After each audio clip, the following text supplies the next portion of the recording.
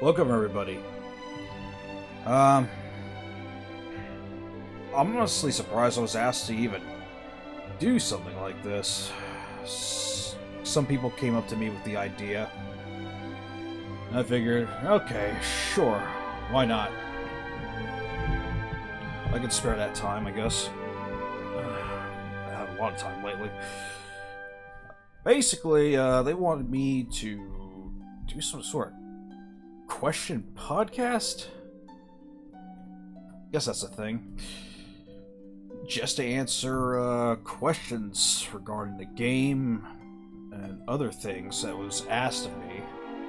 That, even though I had people come up to me in Discord and ask me these questions, and then I would just answer to them in DMs. They all figured they would rather have me answer in public. So I guess more people can benefit from my knowledge and what I know. So, I compiled a list. It's a few, quite a few. Two of which, I'm surprised, involves private servers, of all things. Not DQX related. Or Dragon Quest related in that matter. I'll save those for last. Granted, since one of them is a major topic, it's probably going to be part of the title of this video. Some of these questions are kind of ridiculous. And, so I'll do those too, I guess. Well, first question is, how long have I been playing Dragon Quest X?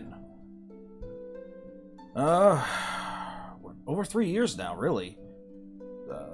I've been playing it since the beginning of the Clarity project, when it was a brand new thing, and it was literally a rudimentary, it was just Akhman at that point.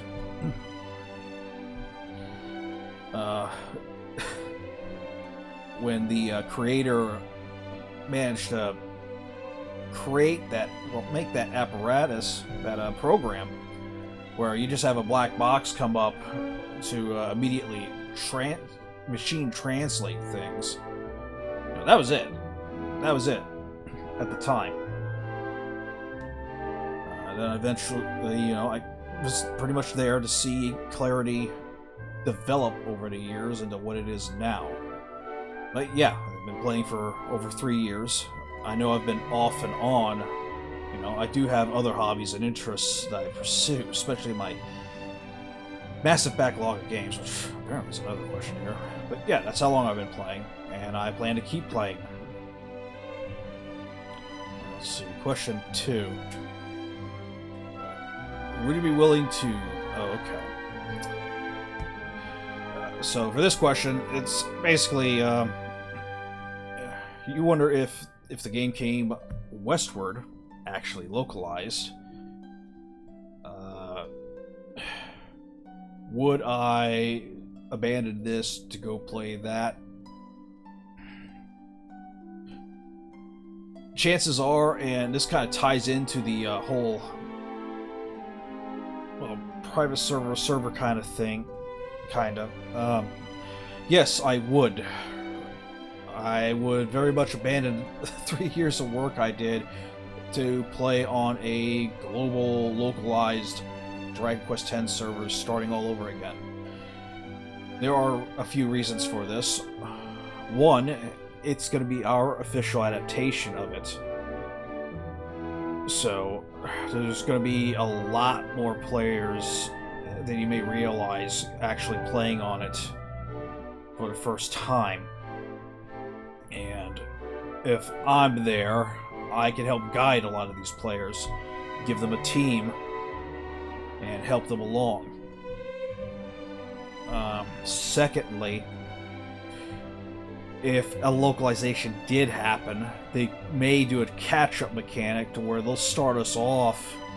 Though against Square Enix is notorious about not keeping backups of their old games or even their old versions. like very, very notorious about that. So I doubt that would happen, even if they did bring it west. But if it did, would be hoping that they would do like a time release thing where they would bring us up to speed within like a year, maybe a year and a half, but let us experience how Dragon Quest X was during its release days. You know, it goes from version to version, likely releasing, you know, the next update every month or maybe every 3 weeks until it gets us caught up to what it is now. I mean, that would be pretty cool, because Dragon Quest X was a very, very different game from version 1 all the way up to version 3. And then after version 3, at some point, it became more like what we have now. But the game was a lot more difficult, a lot more hardcore back in its launch days, akin to Final Fantasy XI. But yes, if that was to ever happen, a localization like that, I would confer with my officers and see what we do from there. We may continue the Japanese chapter of a team, but I will definitely go and do it all again for a global release. But there are 2 other reasons for that too. The one other reason is my best friend will be playing, finally, because she's not going to play Dragon Quest X, at least not this Japanese-only version, unless a particular class she likes comes out, and that hasn't happened yet. Considering this is a Japanese game, I am very surprised one of those 2 particular class types has not happened yet. Even though there's a lot of armor and equipment to make you look like one of those 2 class types, they never put that out, and it's never appeared in any Dragon Quest game, those 2 particular classes. But we'll see. That kind of answers one of these other questions as well. Well, I'm hoping for a samurai or a ninja class of some sort. Maybe even a fencer. As long as it uses like a samurai blade or ninja blades or whatever. That's what she wants.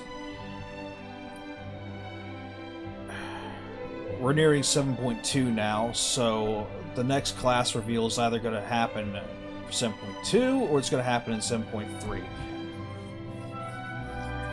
If it's later than 7.3, then that means that the class was a lot more difficult to develop than they anticipated. Because you gotta understand, they gotta balance these classes so that none of them are completely useless. And that all of them can be useful in almost any sort of content. Obviously, yes, there are metas. Okay. My Guardian, for example, very useful for certain pieces of content, but for certain strategies, okay, maybe not as useful. You know, Dragon Quest X is a game all about, you know, party configurations and, you know, playing multiple vocations. You can play any vocation you want. Okay, gearing them is another factor. Okay, it's not as easy to do because it requires a lot of gold if you want specific gear. Or it requires a lot of RNG grinding good luck to you if you want to try to get gear with the stats you want through sheer luck. It's almost always better to just make gold through whatever gold making method you do best and buy the gear you need. There are players who still use like gear that is 10, 15, 20 levels below the current max simply because that gear has the elemental resistances that they need, and those resistances just far outweigh the additional defense or attribute increase that the higher level armors would give.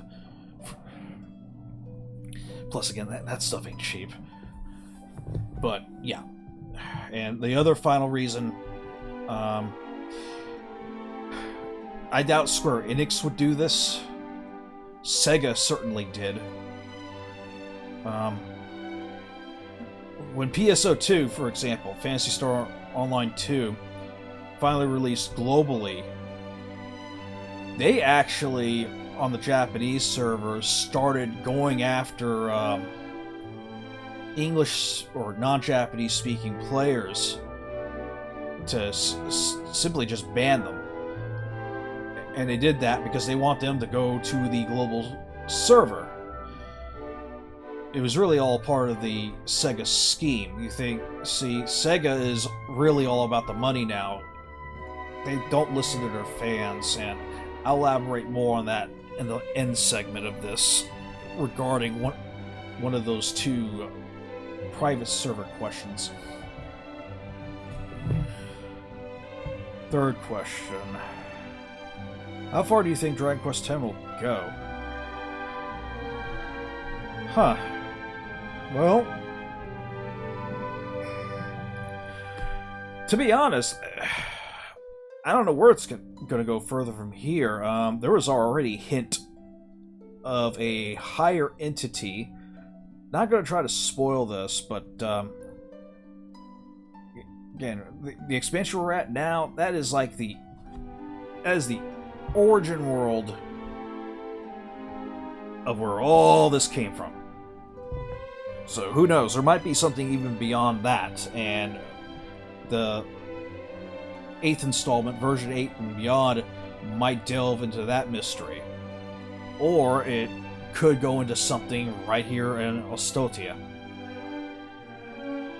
Who knows? Maybe a landmass, or some Lord of the Land. Because there have been stories and lore. Again, not many people pay attention to the side quests and stuff, but there's apparently other lands and kingdoms that is not there in the world map. They are just out there in the ocean to the west, east, south, or north. Okay, other human kingdoms and possibly racial kingdoms. Okay, that we just haven't been able to go see and explore yet. Okay, it's kind of like Final Fantasy XIV, and to that extent, Final Fantasy XI, really, they always make mention of other lands. Alright, and 14 is, well, starting to really flesh that out. Okay, it's still got a lot of lands that we haven't gone to yet that they can make expansions out of. 11 had that too. We never got to see the Far East, just a little island of it in 11, and that's when they just stopped with it. Yes, they made the whole resurgence thing, but again, I'll talk about that later. But yes, I look forward to seeing what they're going to spin up for 8, so I'll be here for a long while yet.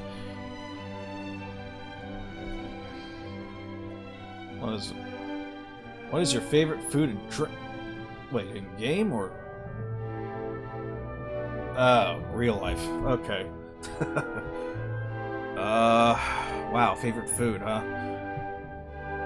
To be honest, I'm not a picky eater.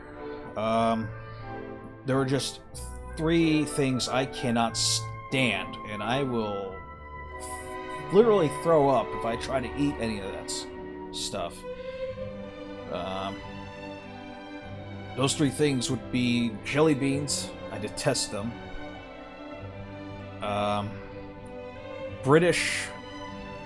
Certain British pastries.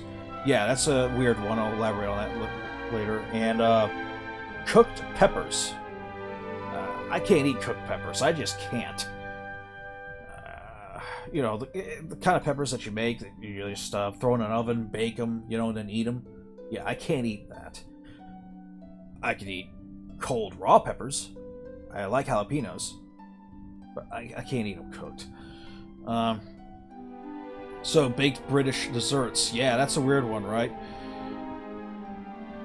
Not all baked British desserts, just a particular type that uses their own version of whipped cream. Now, this particular whipped cream that I noticed when I was in Britain, okay, it was tasteless. like very, very tasteless. Like it was like I don't know, eating water. And for whatever reason, it always had a negative reaction for me, and I would just throw up. You know, if I ate one of those, or even come near to looking at it or smelling one of them. I don't know why, but it's some sort of tasteless cream that they would put into some of their pastries. I just could not stand the stuff. But yeah, I'm not a picky eater. Favorite food? I mean, I like pizza, I like steak, baked potatoes, I like pastas. I don't really have a favorite. Now, drinks! Okay, my favorite drinks are Sam Adams beer. I like root beer. I like anything that's cherry flavored. Beer or alcoholic or non-alcoholic otherwise.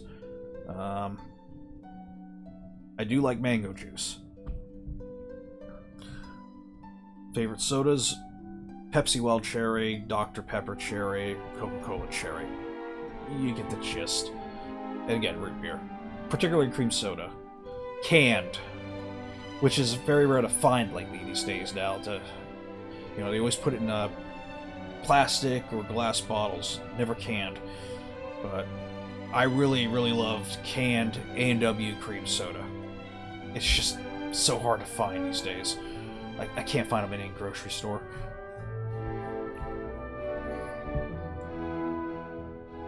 Alright, what's this one? Cecil, who is your favorite EQX? What? Oh, Jesus Christ. Okay, well, if it's not apparent, you see these girls near my throne here. Okay.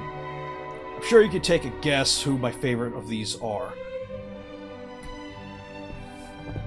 Based on their positions. Okay,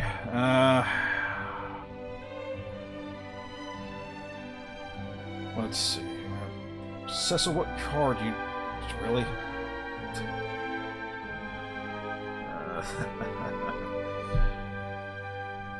I drive a Mini Cooper. Hardback.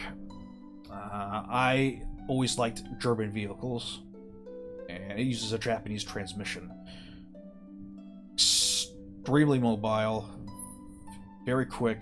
Very high on acceleration. I like driving those. Yes, I can also drive a truck. I do like the style of the Corvettes. I also like the style of other certain muscle cars, but for my personal use, I like the Mini Coopers. Just gotta understand, Mini Coopers are expensive to take care of, so make sure you don't run it hard. I've seen some people run their Mini Coopers like really hard and run them on the beach even and get them all messed up. But you take care. Okay, they are very, very sturdy machines. If you can take care of your Mini Cooper, get it washed, clean it up, make sure no rust comes in. Anytime it snows, you know, you get all that salt out of it. Alright, Mini Cooper can last you 50, 60, 70,000 miles, okay, before it needs its first major repair. And by major, I mean anything that costs in between like $1,000 to $3,000. Cecil, how old are you? That's a secret.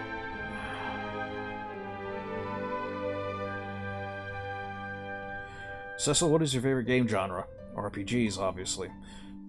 But I play all sorts. Shooters included.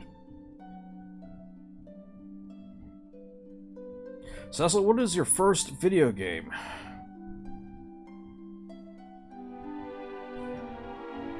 Huh. I couldn't really tell you. I have very, very old memories and flashbacks to it. It was some sort of a motorcycle game that was not on the NES, I don't think. Something older. But I was so extremely young at the time, I could not remember it. I just remember a large TV and watching my father play it. So, my first real game was The Legend of Zelda. Final Fantasy and Dragon Quest was out by the time I played Zelda. But I did not get exposed to those games until quite a bit later. Dragon Quest, aka Dragon Warrior, when I was watching a friend, actually the son of a friend of my father and mother, playing it when we were visiting their house. And Final Fantasy, that was another friend of my family that I happened to be watching. He was playing fervently. He was playing that for like hours and hours on end, ignoring his mother. But, yeah. At some point, my father found a copy of Final Fantasy. It was in a bargain bin at a Toys R Us for like $5 each, and there was like 300 copies just sitting on stacks on each other in a bargain bin at Toys R Us, and he just picked one up and said, okay, here you go, now go pick another game. And Dragon Warrior, well, he got me that too, but he also managed to find me a rare copy of Dragon Warrior 3, which you just couldn't find anywhere at the time. Okay, let's see. I'll answer a few more of these, and then we'll get to the major two topics. What was first for you, Final Fantasy or Dragon Warrior? Request. Dragon Warrior was my first. It was a year later that I was given the Final Fantasy 1 game. But Dragon Warrior was my first real RPG. Zelda 2 doesn't count. Okay.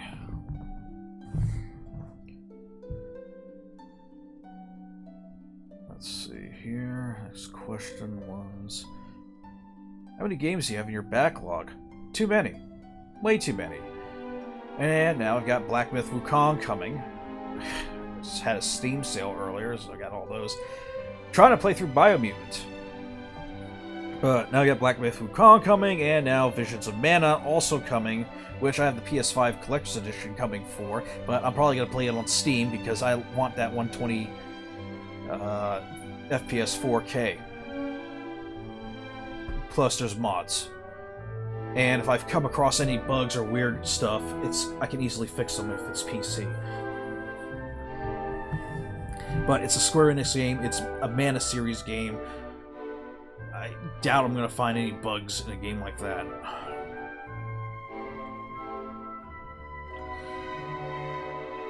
What other games are you looking forward to?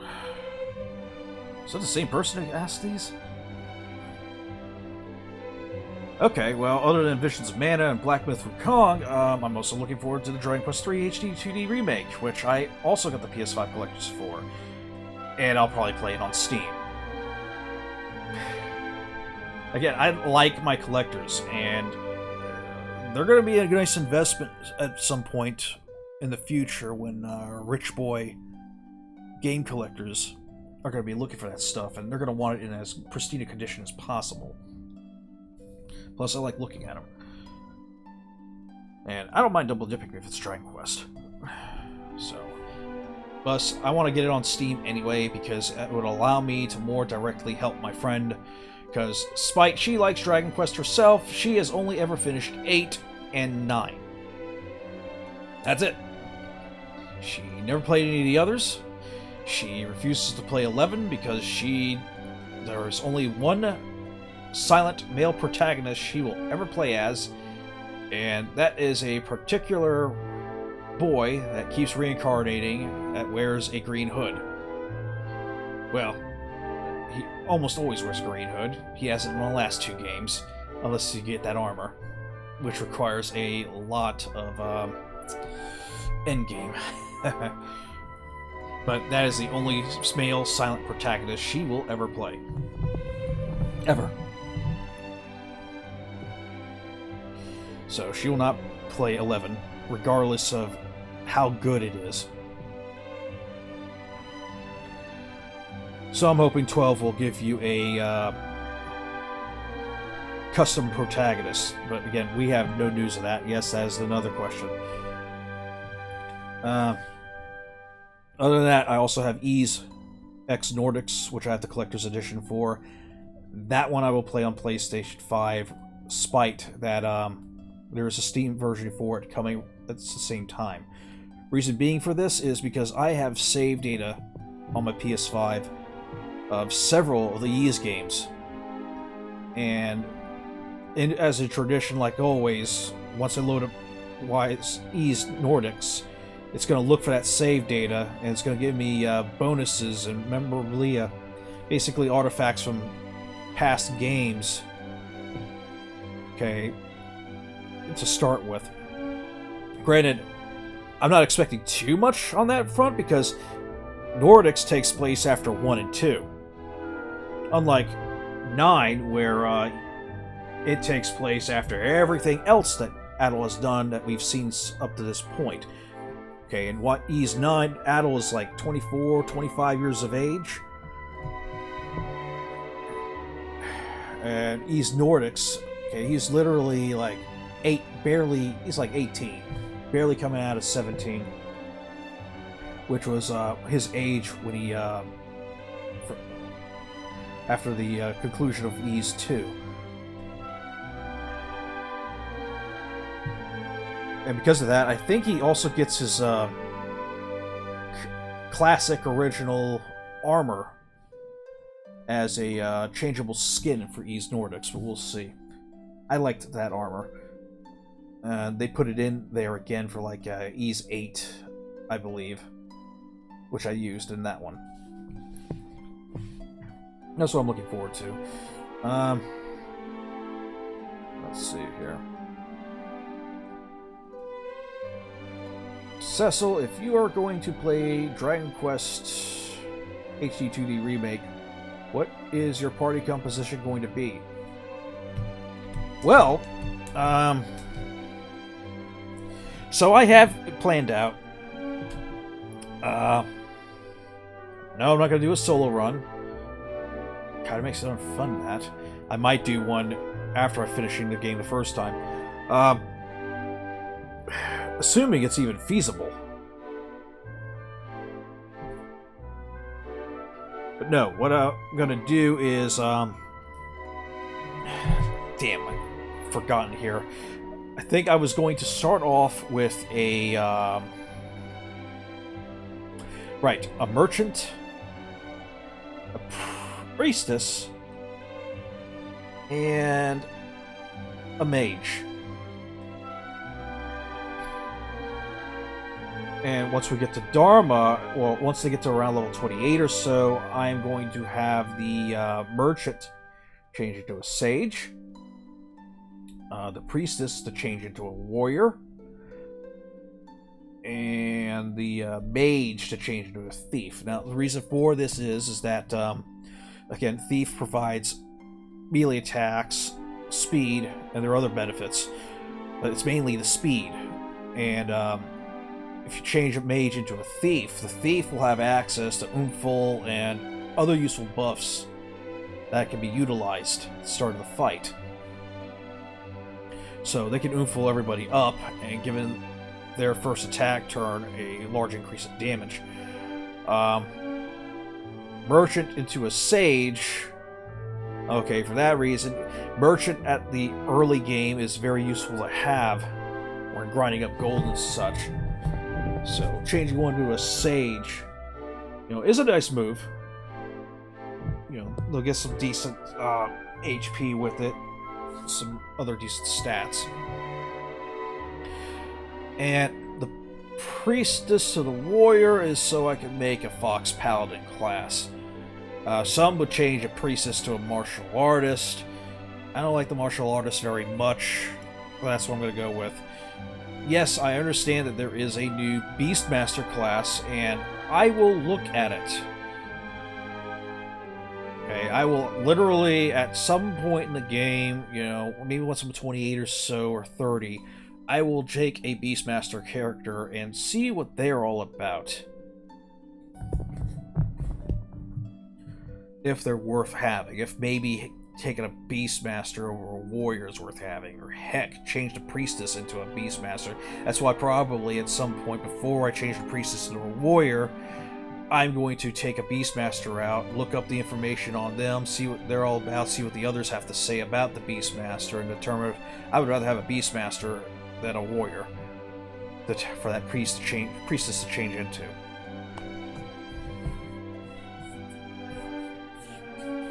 Let's see, what's next? Cecil, are you ever going to play Final Fantasy XIV? I heard the new expansion ain't doing too hot.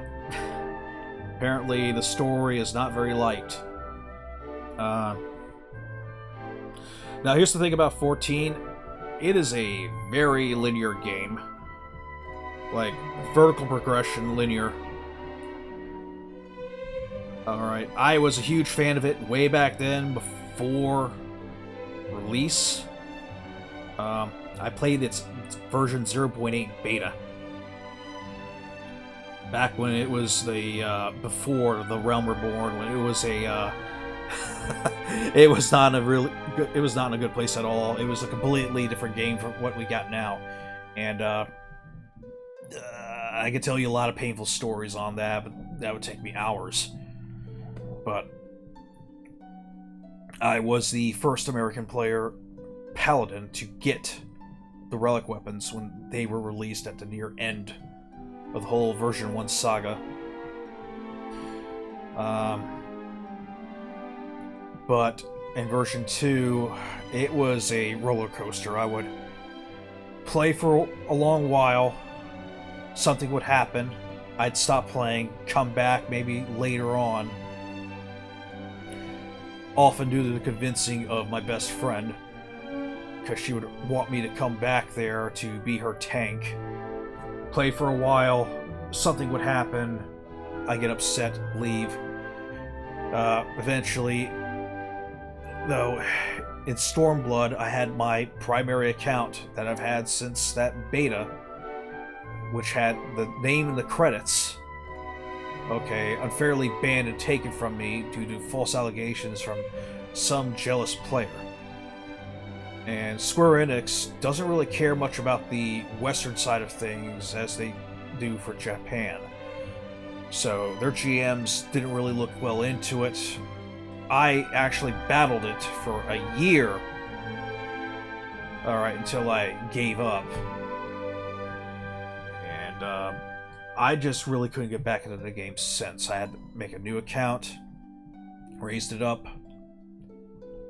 But it just wasn't the same for me because that was not my original account. That was not my original character that survived the calamity, that had the mark.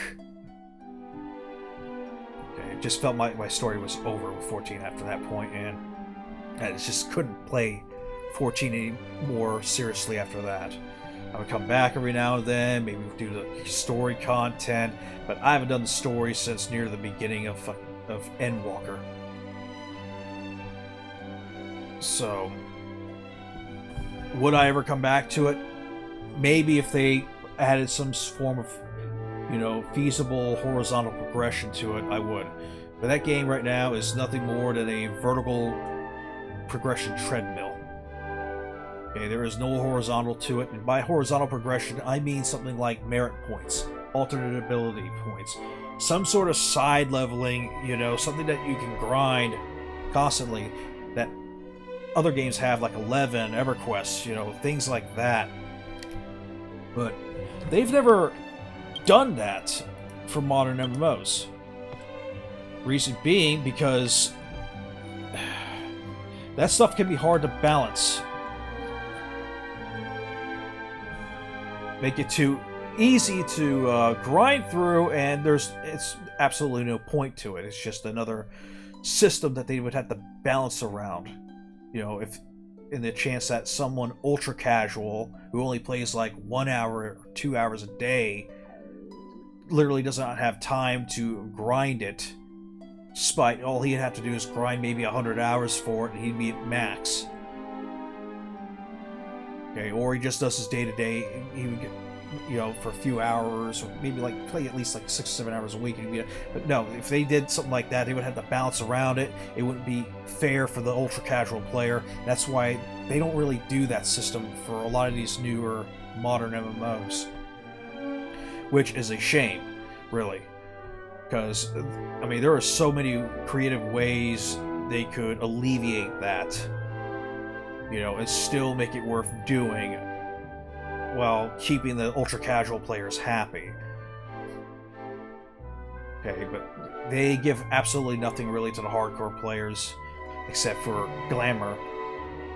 And not even many hardcore players even are willing to do that particular content anymore because it is just mentally draining. Alright, I did one of those myself. I have the ultimate title. It took 3 months for me to do it. Not because it's a skill issue, no. Okay, I was the highest skilled in the group. It was because people kept burning out and leaving, and I ended up having to keep replacing people. And then they had to relearn to fight and get up to the point that the original members were at. And by the time we finally cleared it, the only players that were from the original static was me and the Bard. That was it. We had to go through 21 different players, okay, before we finally had our 8-man group that finally got through it. One of which was a person that actually was trying for it before, but his group gave up after like a month. So, content like that, again, if they added horizontal progression to Final Fantasy XIV, I would come back to it in an instant. Because I would like the experience, the tasks, the quests I do to actually mean something, to actually progress me to something. Okay, you don't have to make it super elaborate, just like some sort of extra leveling. Give us like a tiny, tiny little bit of extra stats, each one, and make it take like an entire year of playing 8 hours a day, alright, to actually reach the max. Alright, and make it like a tiny little increment, like maybe 10% better proficiency and everything, once you've done it all. Something like that. Otherwise, I'll come back to 14 if I see something like that, or if my best friend requests that I come back because she wants a reliable tank for the harder content.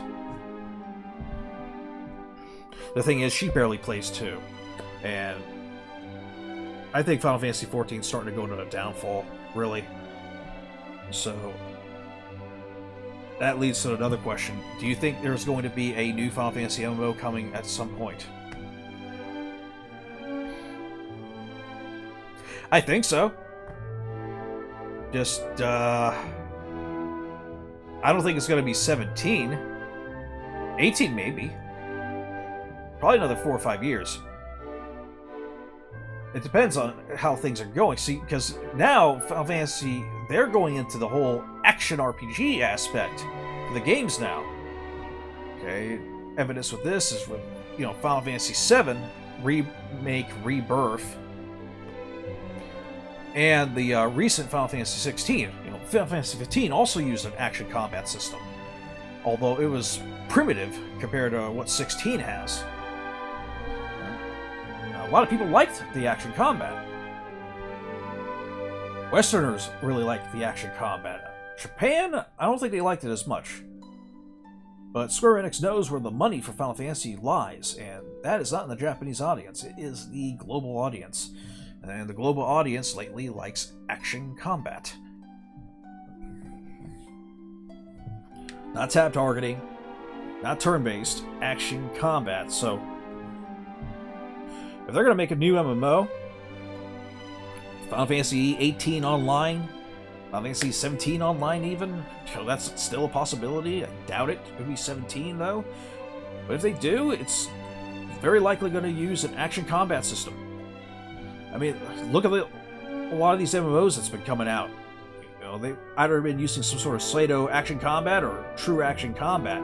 You got Blue Protocol that's using action combat. Yeah, Vindictus Defying Fate, which people say is a single-player game. It's not.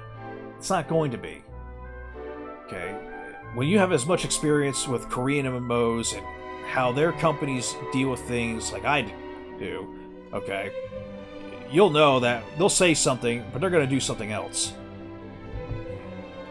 But yeah, I think the next Final Fantasy Online is going to be an action combat game, and it may be the 18th entry. Because looking at what's happening with 14 right now, it's starting a downtrend.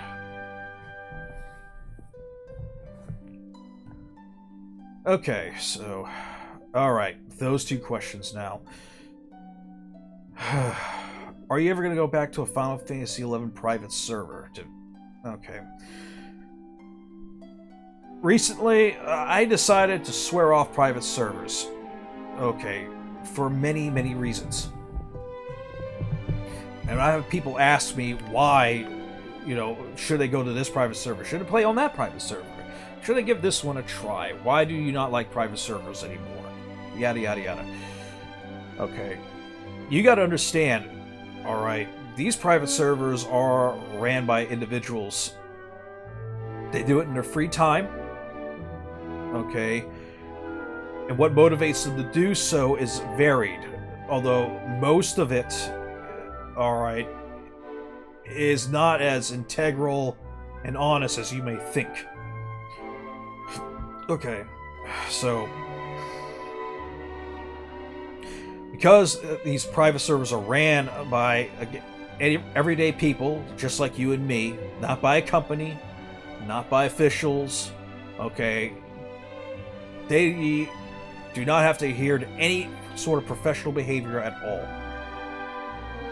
They could shut down that server at any time. They feel like they gave up or they have some sort of big fight, poof, gone. Server's gone. There goes all your progress, all the friends you made, gone. Okay. The problem with private servers, again, is because of that non-business, human, common element. That corruption is very likely to happen. It always does. You will have people that benefits because they are friends of the hosts, and they will give them unfair advantages, or the hosts themselves will utilize unfair advantages for them and their group, aka guilds, aka link shields, aka clans, teams, whatever you want to call it, depending on the game that you're playing. And they will try to hide these as best as they can, and if anybody comes around questioning it or realizes it and finds out, they'll basically block that person, ban them from the server, silence them, or try to refute their claims as best as they can, despite presenting the evidence. The Final Fantasy XI private server scene is exceedingly bad.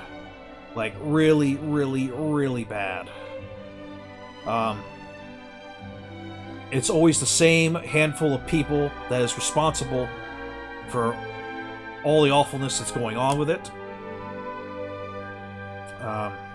It's those same people that keeps getting into the upper management of these servers and then ruining it for everybody else.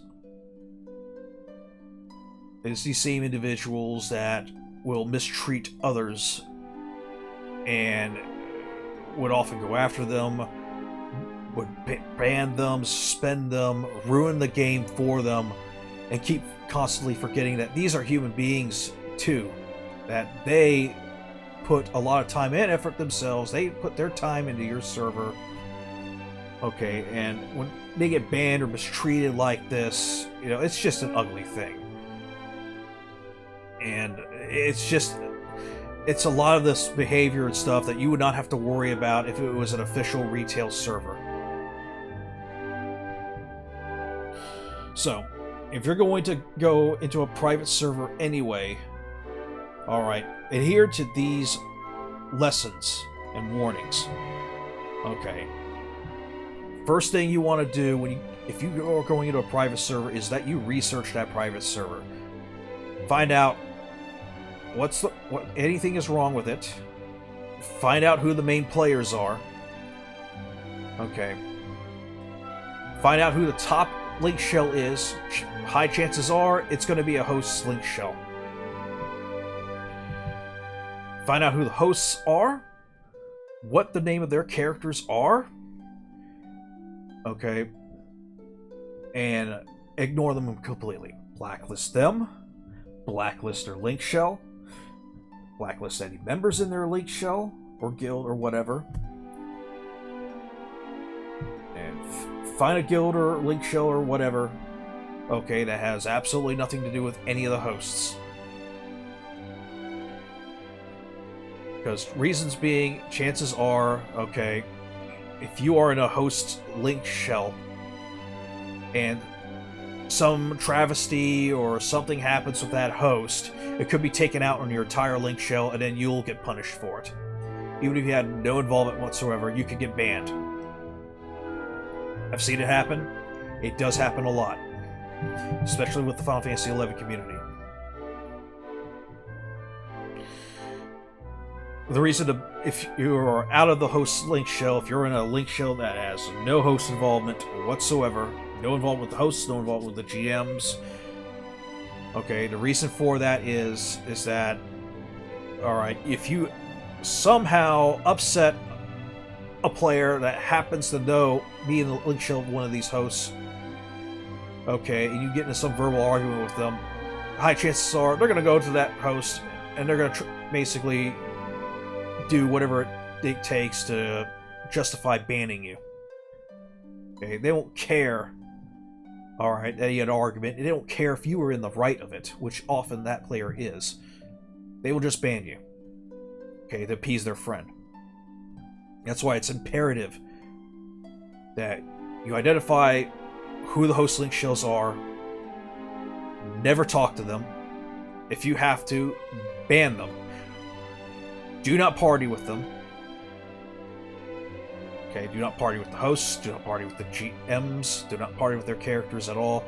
Do not party or talk or do any dealings at all whatsoever. Okay.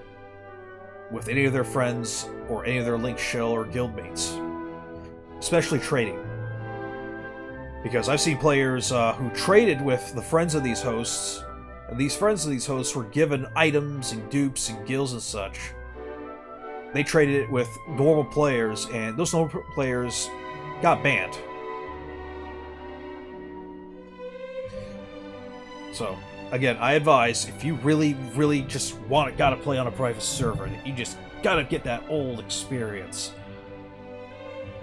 Absolutely and completely do not get into any arguments with any players that could be in any link shell or any affiliation with those hosts.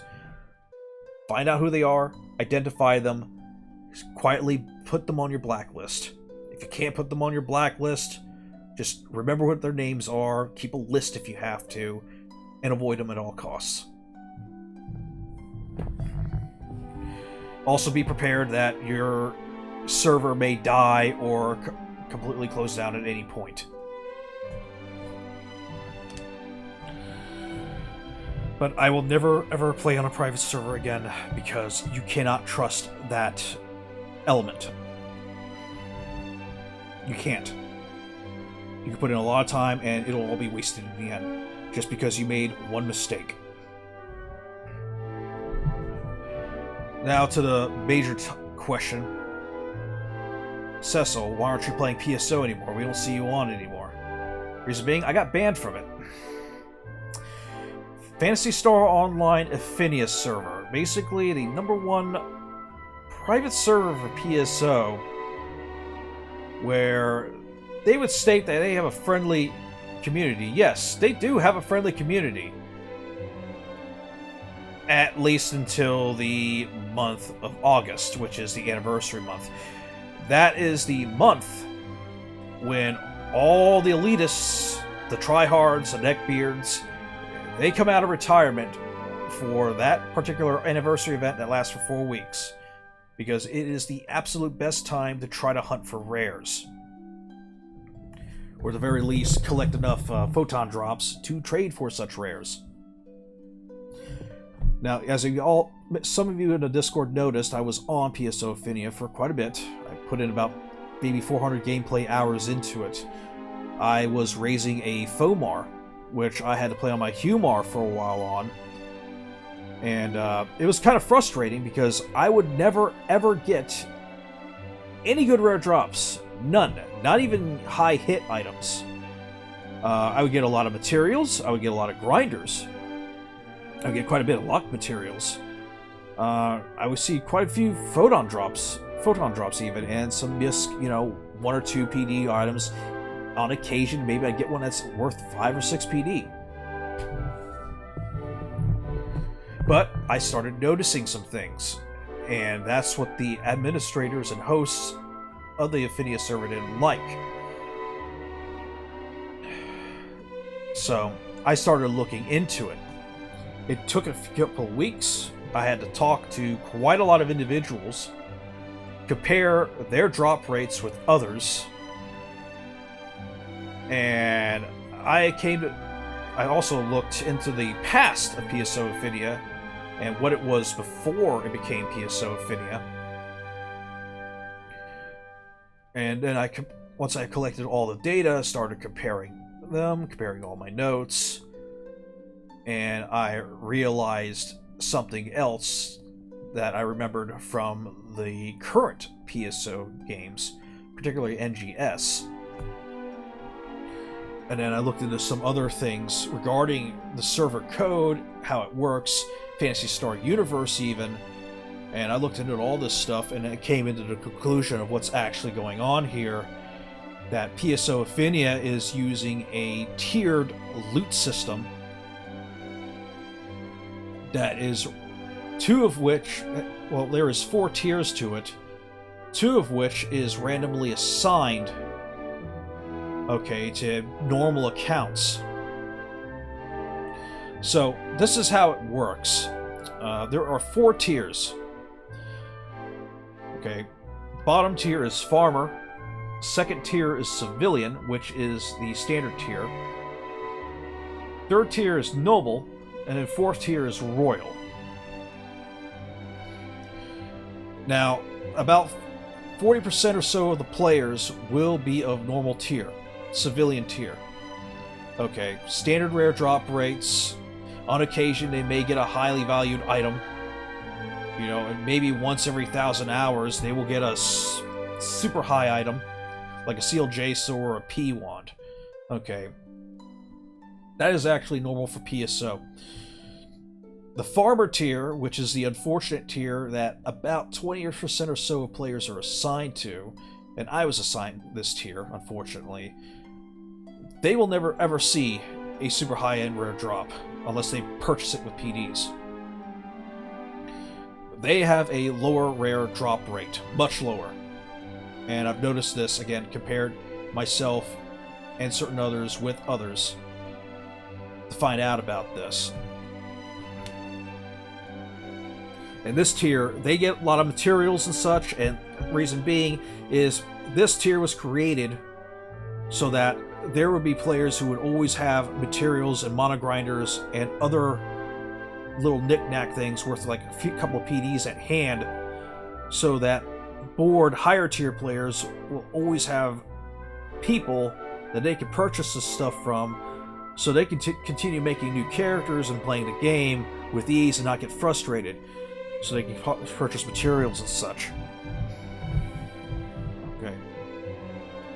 This was a tactic that Sega actually used themselves before in PSO, and not just PSO, they did it in Phantasy Star Universe, and they also did it just recently in NGS. They didn't do it with PSO 2 because people caught on to it, but then they did it again in NGS.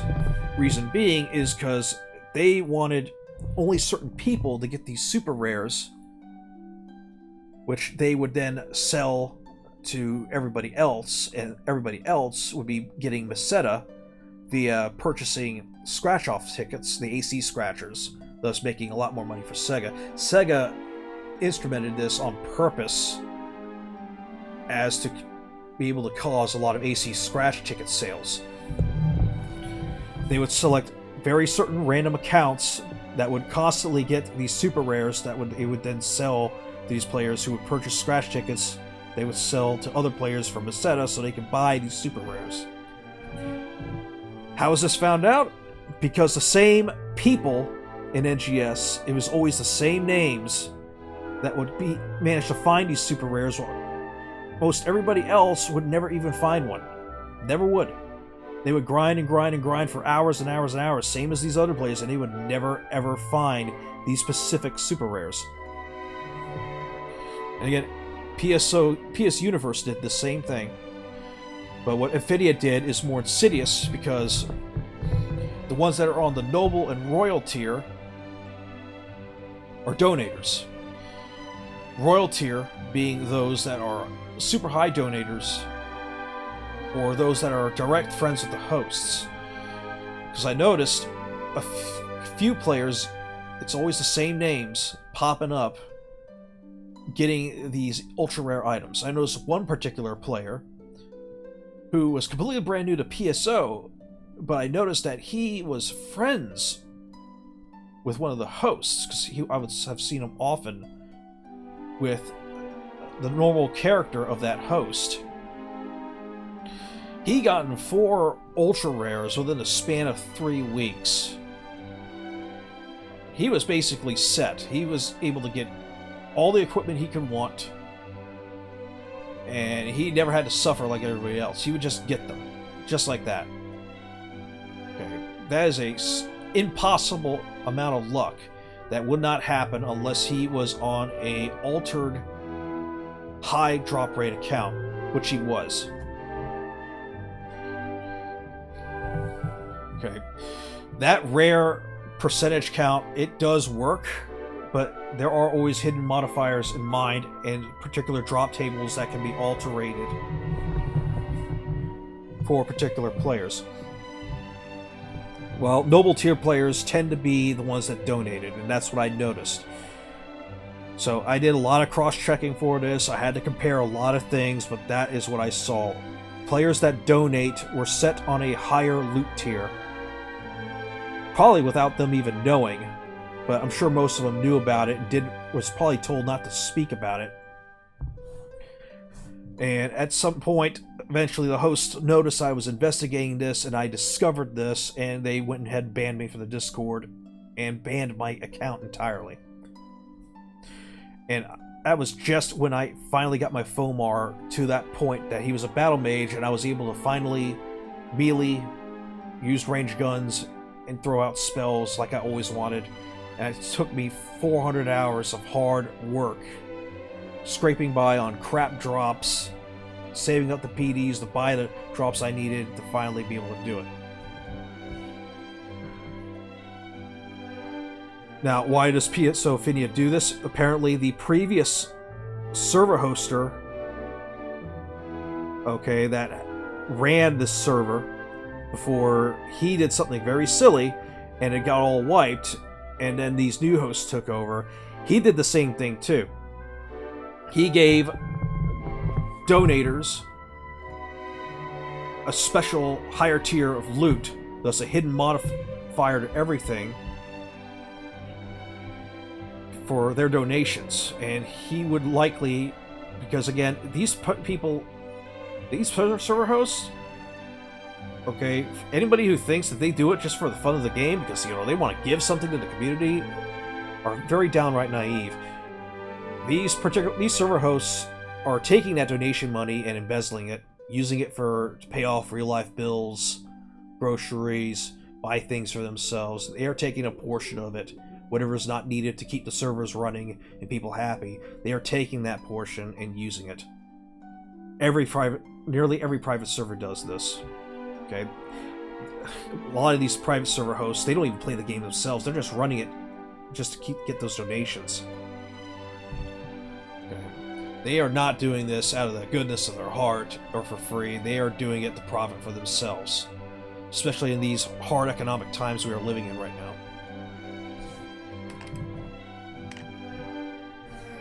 But I discovered this, and they went and banned me. And banned me from the Discord. If you want another good... let's see, example of this. I spoke with a player who was a Cecil. She was level 143. During the anniversary event, which was only up for 3 days, she managed to get 270 silver badges and 99 gold badges within a scope of 3 days. And she was only level 142, or 3.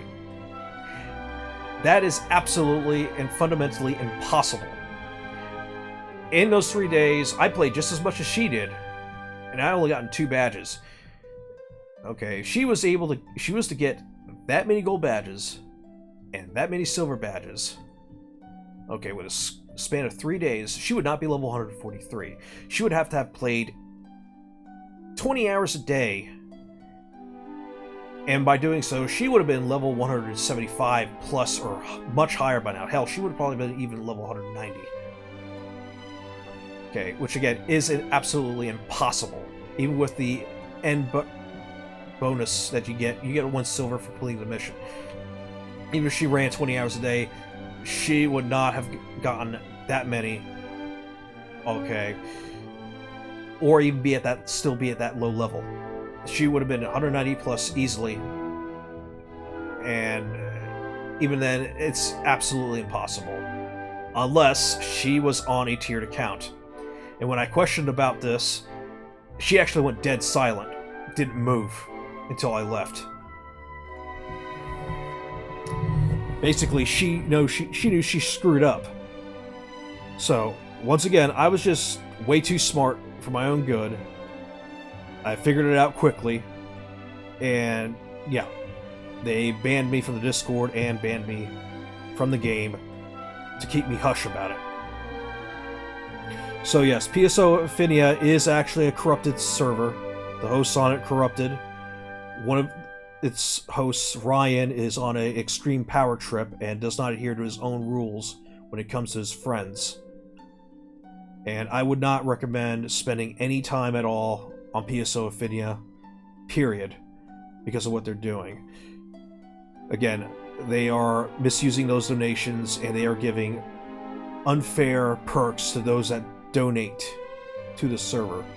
Likely only to those that donate a lot to the server. It's very likely what happens here is those that actually donate, because again, who would really donate to a server? Okay, without getting some benefit in return? No one would. It's likely, other than the Discord benefit, the hosts would approach each donator new donator at a time and tell them that they could get a much better perk if they donate more per month, which is the higher loot tier access. And they would keep them hush about it, and likely threaten them that if they were to say anything about it to anyone in game or on the Discord or if they find out anywhere, they would do an IP trace on them, which they would then find them their IP when they next play the game and outright ban them in their Discord account. It's very easy to do. That's why I would not recommend playing on PSO Ephinea at all if you are one that wants to look into PSO's past. If you're like a player to PSO but only ever played PSU, NGS, PSO2, like Phantasy Star in general, or watched me play it. But I would not recommend the Ephinea server at all because of this tiered system and the corrupted greed that's behind it. I would advise one of the other servers instead, which has far better rare drop rates. It's much more fair, and from what I was told, they don't really get anything out of it. Yes, those servers aren't really the true PSO experience, but you don't have to worry about ever losing everything because you can get in there, you have a much higher rare drop rate, you can get the rares that you want, you can actually have fun with the game, and they have a lot more custom content too. You don't have to be afraid of some power-tripped host banning you from them either. or elitists getting you banned either. Because the problem with the hardcore version of PSO is it attracts these elitists. And quite a few of these elitists are friends with the hosts.